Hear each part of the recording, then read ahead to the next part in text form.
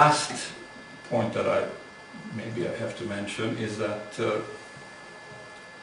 for them science, and perhaps more specifically neuroscience, is capable, or will eventually be capable, of explaining all the questions we raise about morality. Now, I'm going to leave it at this, and my approach to tonight is really that I hope to raise some questions and then allow you to pick my brain about it. I have, as I said, thought a great deal about these things last few months. But I want to turn to Taylor, whose philosophical position is a very interesting one, and I think his philosophical position has a very important role in the way in which he defends his Christian faith. As my little abstract indicates, one of his main attacks against the new atheist is that while what they say may have refuted an old conception of religion, it may have really discredited a whole series of arguments that Christians had for the existence of God. I think more generally, Taylor and I agree with the new atheists that as far as natural phenomena is concerned, a scientific explanation is adequate and exhaustive. I think the problem that we have with them, I have with them, is their unwarranted leap from this position, which I think is an extremely important position, to saying that it thereby completely annihilates any reasons for having a religious faith. So, let me say a few words about the philosophical context of Taylor's attack.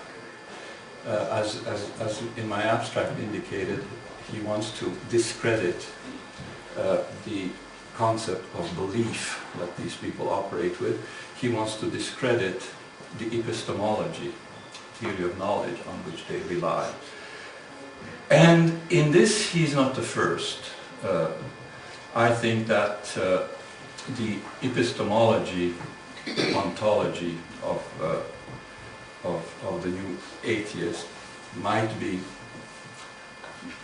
classified as an orthodox positivist epistemology, an orthodox representationalist epistemology, whereby we have a conception that beliefs about facts are true mainly on the basis of their correspondence with their facts, with these facts. It was disparagingly referred to when I was a student as the Fido conception of epistemology.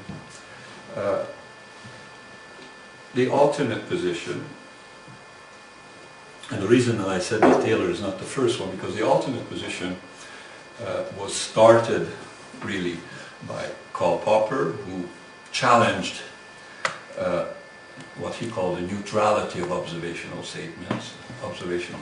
He maintained that our statements about the world are theoretically laden, theory laden, and this position was further elaborated by Thomas Kuhn, and Taylor makes a number of references to Thomas Kuhn, who was a great historian and philosopher of science, who believed that, and of course Kuhn restricted this approach to science, but I think it could easily be extended to other realms beyond science. Kuhn believed that science, in its normal period, what he called normal science, is an activity that is controlled by a paradigm. In other words, what we say about facts in the world is always shaped and determined by the context, by the global context with which we operate. And Kuhn talks about experiences of scientific revolutions when there are these radical paradigm shifts. A paradigm shift occurs when normal science begins to run into quandaries. These may then turn into crises, and eventually this leads to the collapse of a paradigm. And if the scientific community is fortunate enough, there is an alternate paradigm which was discredited up till now, and after the decline of the dominant paradigm, this paradigm acquires greater significance. The interesting point about this, and I think this relates to Taylor's position, is that paradigms are incommensurable, which is to say you cannot really translate term by term expressions of one paradigm into another. So there's a radical incommensurability between them, but all paradigms have, according to Kuhn, their historical integrity, which is to say that it is very misguided to criticize piecemeal, one by one, items of a previous paradigm without taking into account the global context. In other words, within that context, these claims, these items of beliefs, had their own integrity. Now I turn quickly to Taylor's book. I think this is the one very important aspect of the philosophical background that he brings here. So the first claim that I want to make is that the issue is not really confronting one item of belief with another item of belief, but one needs to look at the context. And beyond the scientific case, this context involves our lived experiences. So then Taylor's book, which is a very long book, spends many pages discussing how the world of modernity evolved from what he calls the enchanted world. The enchanted world is a world in which individuals live their experience as porous individuals. In other words, there is not that very sharp separation between their conception of themselves and their conception of the world. And he contrasts this enchanted view of porous individuals with the modern view of buffered individuals. In modernity, individuals are sort of sealed off from their environment, they're thrown up upon themselves. And this world of modernity, Taylor claims, grew out of the Christian world. In other words, it's a gradual process whereby certain internal edicts, constraints within Christianity, the insistence on discipline, the insistence, for example, on extending the confessional to the lay members of society, these have all contributed to what he calls the immanent frame. And that's the idea that I'd like to say a few words about. The immanent frame, according to Taylor, is the frame that we all inhabit. Taylor, you and I. And the immanent frame is the frame within which we can explain natural phenomena in terms of themselves. And this is, I think, where one should not be too hasty in dismissing the new atheists, because in this sense they're right. I think they are right that our world is an immanent world. What Taylor complains about is making a fetish out of this immanentism. In other words, it is one thing, according to Taylor, to say that we inhabit this immanent world where explanations do not require any appeal to external forces, and to make this a sacred article of belief. And of course, it's only if you make this into a sacred article of belief that you could say that Darwin has refuted religion or science has refuted religion.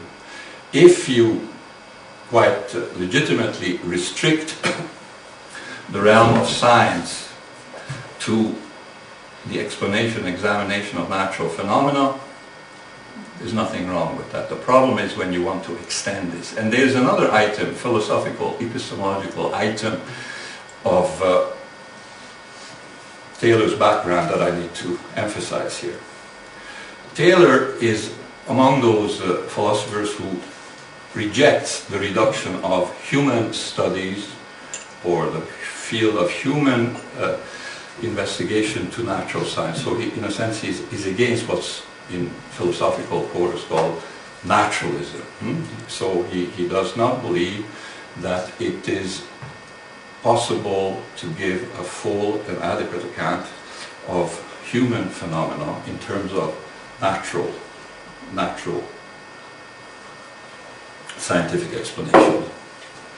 I think I agree with that. I think I agree, and a lot of philosophers, atheists, believers agree that there is a huge gap between a scientific description of who I am and my perception of myself, who I am. Let me give you an example that I like.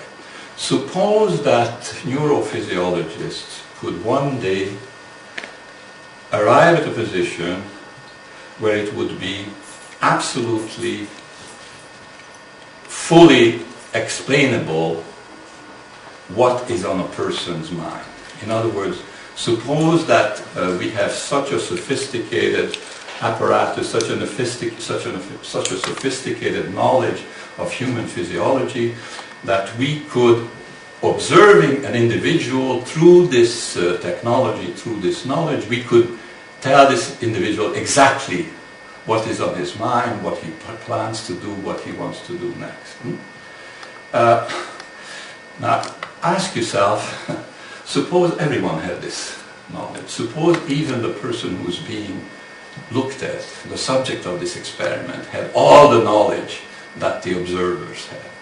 And it seems to me that if that subject had that complete knowledge that the others had, he could defeat any predictions they make about what he's about to do, because he can reflect on the knowledge that he has, and no one can sort of determine what the next moment of decision or action will be. I think this is relevant. This is relevant to this story because it means that there is an irreducible feature. There is an irreducible feature about human beings that we cannot account for simply natural scientific explanations. And I think Kant was probably the first who